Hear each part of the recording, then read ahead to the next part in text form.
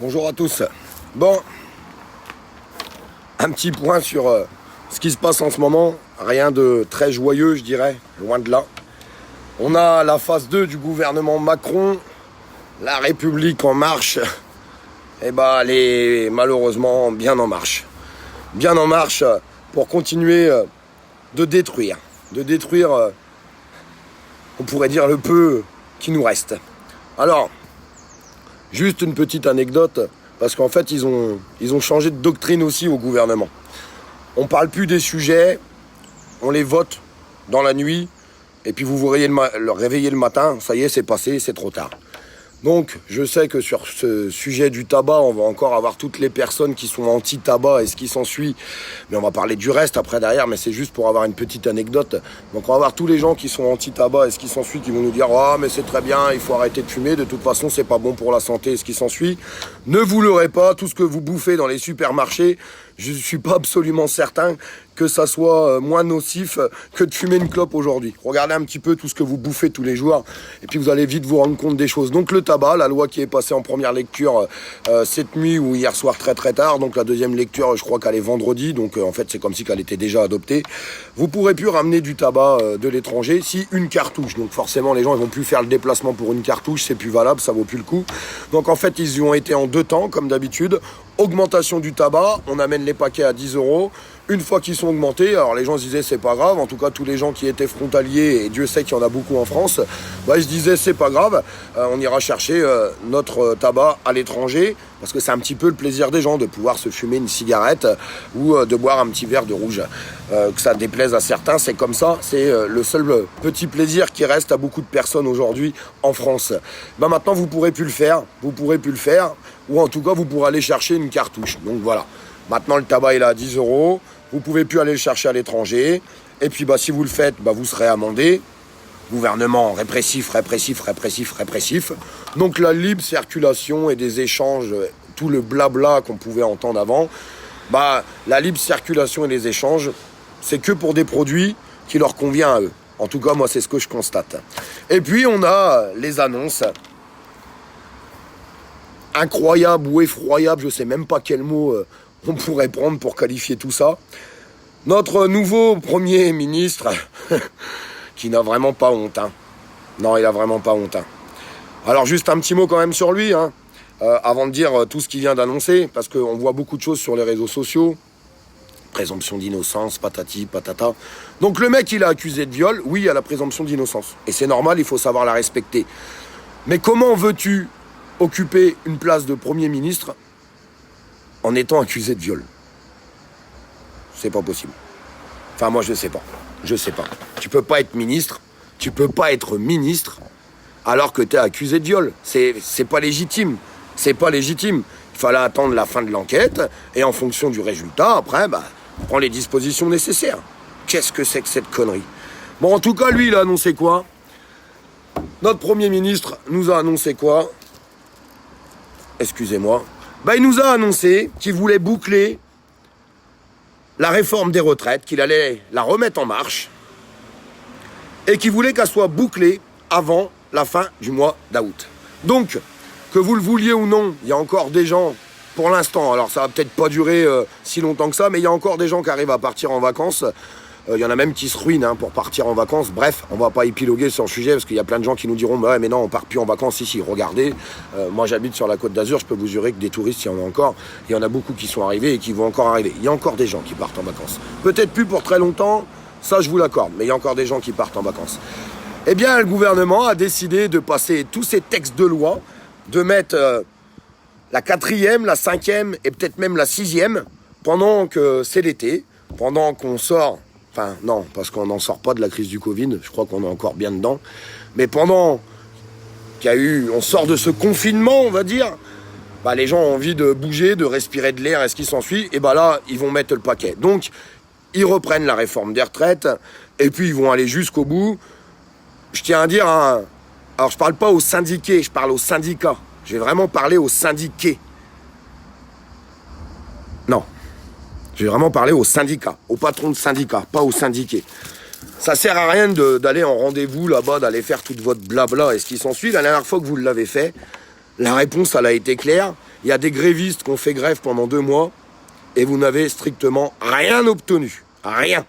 Parce que ce gouvernement ne vous écoutera pas. Ce gouvernement n'écoutera absolument personne. Il en a rien à foutre. Il ira au bout de ce qu'il veut faire, lui. Il ira jamais au bout de ce que veulent les Français, puisque faut quand même arriver à comprendre qu'ils en ont strictement rien à foutre de ce qu'ils veulent, les Français. Ils vont au bout de ce que eux ils veulent. Donc, réforme des retraites. Il annonce qu'il allait la remettre en marche et qu'il voulait la boucler avant fin août. Reprise phase 2 de l'assurance chômage. Bah oui. Pourquoi reprise de l'assurance chômage? Donc ils ont déjà fait la phase 1 où maintenant il faut des durées de cotisation bien plus longues pour pouvoir bénéficier du chômage. Eh bien aujourd'hui, la phase 2 c'est quoi? On va toucher aux pensions, à ce qu'on touche par mois. Donc diminution de l'argent qu'on va toucher tous les mois à travers l'assurance chômage. Pourquoi ils font ça? Bah parce que en fait vous le voyez aujourd'hui à travers les informations et ce qui s'ensuit, plein d'entreprises qui ont engrangé des millions et des millions d'euros de dividendes au mois de janvier. Et là, on est au mois de juillet. Et ils nous font croire qu'à cause de la crise du Covid-19, on est obligé de licencier à tout va. Non. Toutes ces grandes entreprises qui continuent de s'en mettre plein les fouilles sans rien payer, à travers les paradis fiscaux et tout ce qui s'ensuit pour mettre l'argent où il faut et pas payer d'impôts. Puis alors, de toute façon, en France, on leur a enlevé les SF et patati et patatoche. Enfin, c'est la fête au village pour ces gens-là.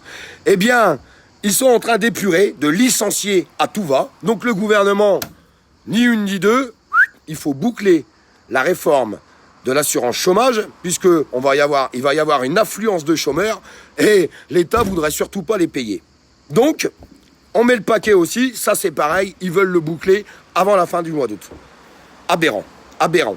Il y a des gens qui sont en train de rentrer dans un état de précarité totale, qui travaillaient, qui se font licencier, qui vont arriver sur le marché du travail à un moment où il n'y a plus de boulot, parce que tout le monde licencie à tout va. Tout le monde licencie à tout va. Ils vont se retrouver au chômage avec des pensions d'assurance chômage diminuées au ras des pâquerettes. Ils ne pourront pas trouver de travail. Et en plus, avec les cotisations, ils pourront bénéficier moins longtemps à travers ce qui avait été voté avant les élections. Donc, la panade complète. Et pour les gens qui me disent aussi « Ah, vous avez vu, arrêtez de vous enflammer, il n'y a pas tant que ça de demandeurs d'emploi en plus », c'est de la poudre aux yeux. Essayez de regarder les chiffres des gens qui finissent au RSA aujourd'hui. Parce que ces chiffres-là, on n'en parle jamais à la télé. On n'est jamais en train de nous dire les gens qui finissent au RSA. Parce que quand tu arrives en fin de droit, après, la case derrière, c'est le RSA. Alors forcément, ils sont plus comptabilisés en tant que chômeurs, ils sont au RSA. En tout cas, pas dans les phases 1, les phases 2. Les gens qui savent un petit peu comment ça fonctionne, ils comprendront très bien ce que je veux dire.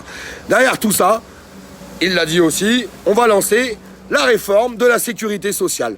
Pareil, parce que ce gouvernement est en train de nous dire que la crise du Covid a coûté beaucoup trop cher à la sécurité sociale, donc on va la réformer. Alors vous inquiétez pas, vos cotisations vont rester les mêmes, ou peut-être même bien plus hautes. En tout cas, vos remboursements, ils vont dégringoler. Ils vont dégringoler. Ça va être la chute libre. La chute libre. Et après, on enchaîne, on continue, parce que c'est pas fini. Non, c'est pas fini. Je suis désolé pour les gens qui partent en vacances vendredi, et puis qui vont voir cela, ils vont dire « Oula, est-ce qu'il est vraiment bon de partir en vacances tout de suite? Je sais pas, posez-vous les bonnes questions. » Donc, c'est pas fini. Derrière, ils ont dit quoi? Alors là, le Covid-19, encore le Covid-19. Il a bon dos, celui-là. Il a vraiment bon dos. Il a vraiment, vraiment bon dos. Il va falloir payer parce qu'il y a une crise économique maintenant. Mais qui c'est qui va payer? C'est encore vous. C'est encore vous. Encore vous. Alors je ne sais pas comment vous allez payer parce que déjà à travers tout ce que je viens de vous énoncer, vous allez travailler plus longtemps pour gagner moins. Et si jamais vous perdez votre boulot, vous ne pourrez pas en retrouver parce que c'est la merde. Non, parce qu'on a laissé partir toutes nos industries et ce qui s'ensuit en France du boulot. Faut arrêter de dire qu'il y en a à tout va. C'est de la connerie. C'est de la connerie humaine. Faut arrêter de raconter des conneries. Il n'y a plus du boulot à tout va en France. Donc, peut-être que tu perdras ton boulot puis que tu n'en retrouveras pas. Puis si tu n'en retrouveras pas, tu te finiras donc au chômage. Et puis comme le chômage il va durer beaucoup moins longtemps parce qu'ils ont pris des réformes là-dessus, tu finiras au RSA et puis tu vas crever la gueule ouverte. Voilà la vérité de ce qui va se passer. Alors il y a des gens qui y croient encore qu'à moitié. Malheureusement, je suis désolé de vous dire, essayez de réagir avant que ça vous arrive. Essayez de réagir avant que ça vous arrive. Ça serait pas mal. Ça serait vraiment pas mal. Donc derrière tout ça, Covid, crise économique et ce qui s'ensuit. Ils sont en train d'annoncer, on ne sait pas encore les mesures qui vont être prises, mais on va peut-être vous enlever 1 journée ou 2 journées de congés payés. On va peut-être vous faire travailler 39 heures payées 35. On va peut-être vous enlever des RTT. On va peut-être vous enlever encore un jour férié de solidarité. Voilà ce qui va se passer. Voilà, vous avez le programme. J'invente rien, j'ai pas fait les notes, il suffit juste de regarder, d'essayer de réfléchir 5 minutes à ce qui est en train de se passer. C'est ce qui va se passer. C'est ce qui va se passer. Alors peut-être qu'il y aura encore quelques petits trucs qui vont se rajouter à ça pour que ça soit encore un peu plus compliqué et puis qu'on vous massacre encore un peu plus la gueule. Tout ça pour vous dire quoi? On est en train de perdre nos droits. On est en train de perdre nos acquis. Le boulot, il y en a de moins en moins en France parce qu'on laisse partir toutes les industries partout. On a perdu toutes nos industries. On a tout perdu. Si demain tu es en état de précarité et que tu l'as pas demandé, l'État t'aidera plus. Ou très peu. Ou très très peu. Pourtant, quand tu bosses, on te réclame toujours le même montant de cotisation sur ta fiche de paye. Faut le savoir quand même. Un mec qui gagne 1 500 € par mois, son patron, lui, il fait un chèque de 2008. 2 800 €. Tout ça pour qu'on te diminue tes droits. Le chômage, la sécurité sociale, la retraite, tout. Et tout le monde est en train de regarder en se disant oh, c'est grave, mais on peut rien faire. On peut jamais rien faire dans ce pays. C'est faux. On peut faire quelque chose. On peut le faire. Et il faut faire quelque chose. C'est pas le moment d'abandonner. Loin de là. C'est le moment où il faut justement rien lâcher. C'est le moment où tous les gens qui n'ont pas encore osé exprimer leurs paroles dans la rue, c'est vraiment le moment de le faire. Le faire comment? Pas à travers une étiquette. On n'a plus besoin d'étiquette. Plus besoin. Moi, je vous le dis honnêtement, c'est vraiment ce que je pense aujourd'hui. Il n'y a pas besoin de rouge. Il n'y a pas besoin de jaune. Il n'y a pas besoin de vert. Il n'y a pas besoin de violet. Pourquoi? Les étiquettes divisent. Les étiquettes divisent et continueront de diviser, mes amis. Si on n'arrive pas à monter dans le train et qu'on reste sur le quai de gare, on va tous se prendre dans l'os.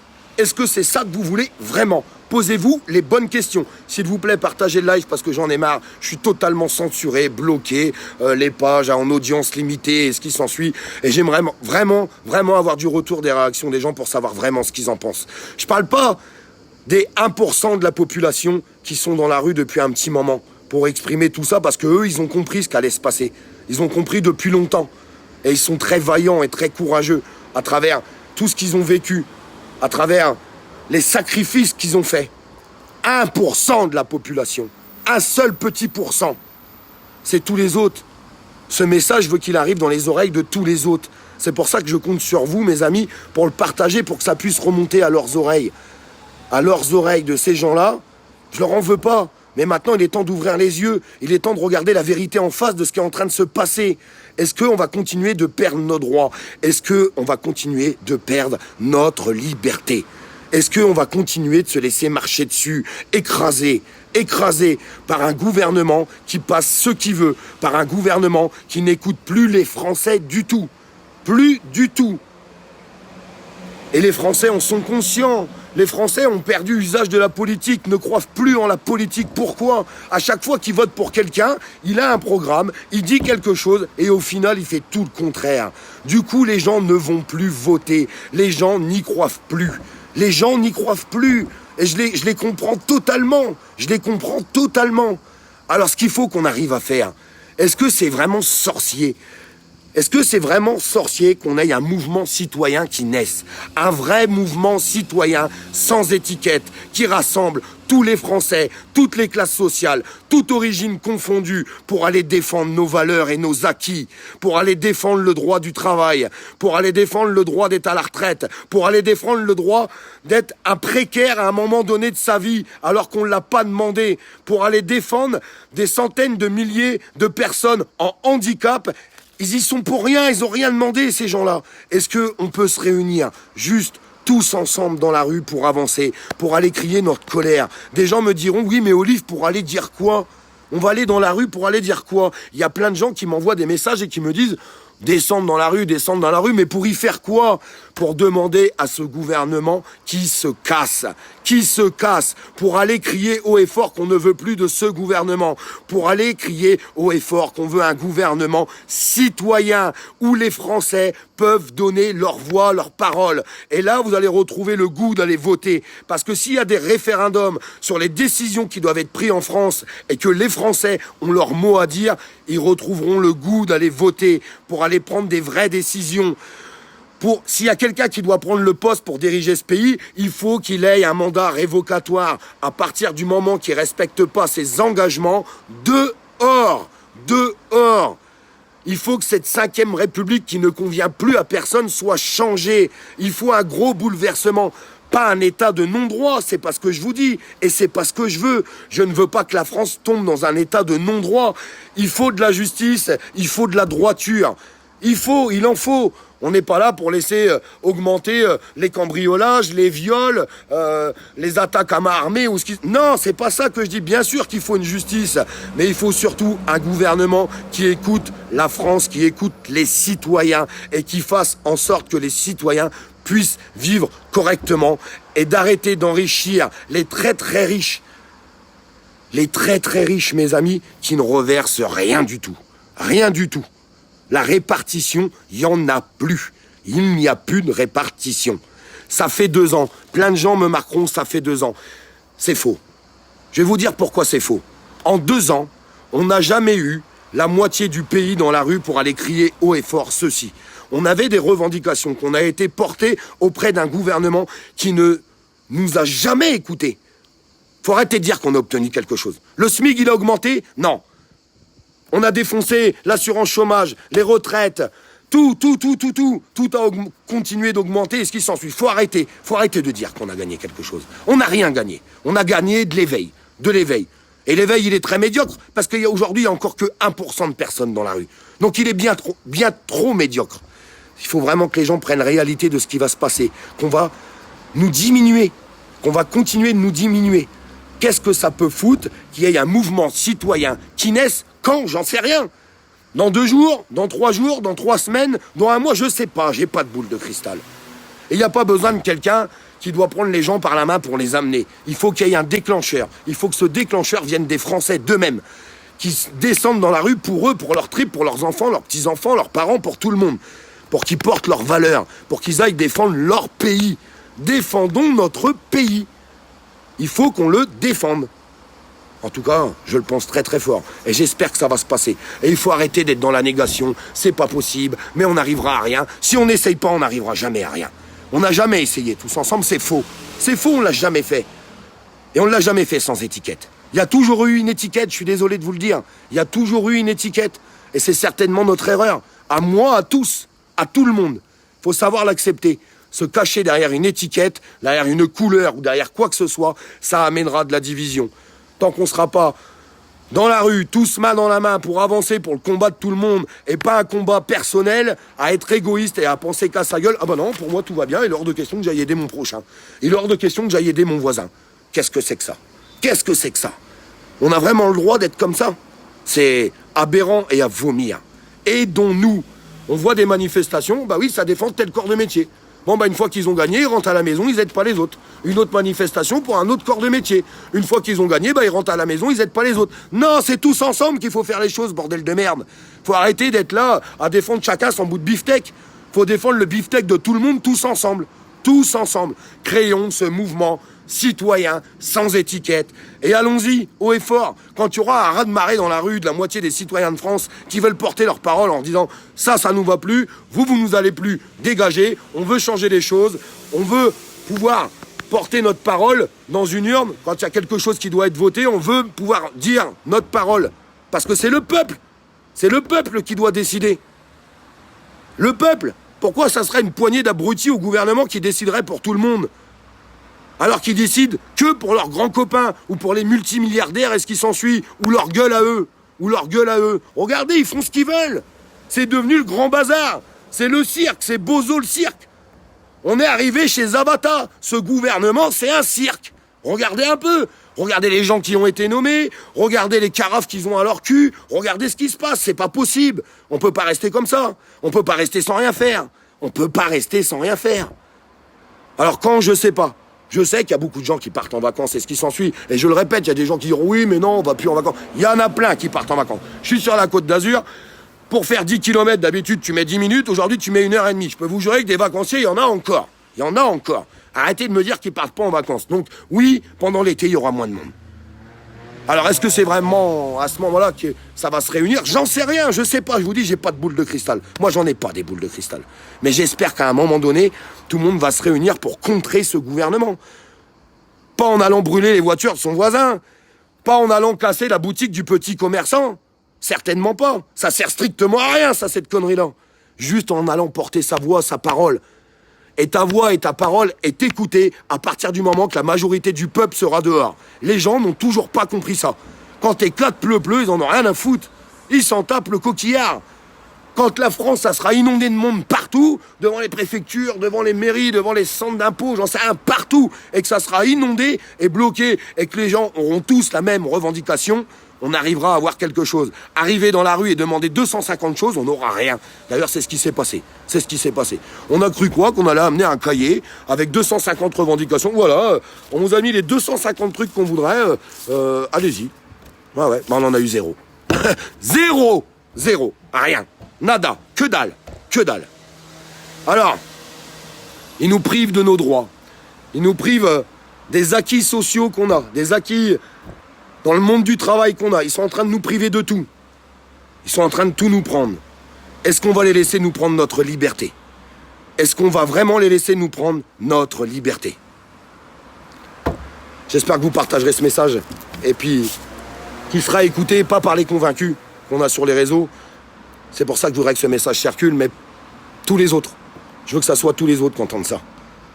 Et qu'ils arrivent à se regarder dans une glace et se dire un jour, on n'a rien fait. On n'a pas bougé. Pas un petit doigt. Que dalle. Parce qu'on avait peur. Parce qu'on avait peur, alors on n'y a pas été. Parce qu'on était égoïste, alors on n'y a pas été. Je veux qu'ils l'entendent, ce message. Et j'espère qu'il sera entendu et j'espère qu'on arrivera à avancer tous ensemble. Parce que sinon, je peux vous jurer que ça va être très dur. Et un petit message aussi pour nos jeunes. Quand je dis les jeunes, c'est les 18-25 ans. Pour nous, ça va être dur. Mais pour vous, ça va être long. Alors vous aussi, il est temps de vous mobiliser et qu'on soit tous ensemble.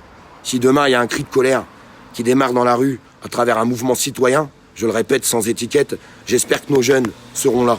Ne regarderont pas passer dans la rue ce qui est en train de se faire. Qui sont ces gens? Ces gens, c'est des citoyens qui sont en train de défendre aussi vos droits. Parce que je peux vous jurer que pour nous, ça va être dur, mais pour vous, les jeunes, ça va être très long. Ça va être long et dur. On doit être... faut que tout le monde prenne vraiment conscience des choses. Je pense que c'est super important. À très vite. Merci pour tous les gens qui partagent ce message avant de quitter ce live. Force et courage à tous. Je veux juste qu'on avance. Je veux juste qu'on avance. Vraiment.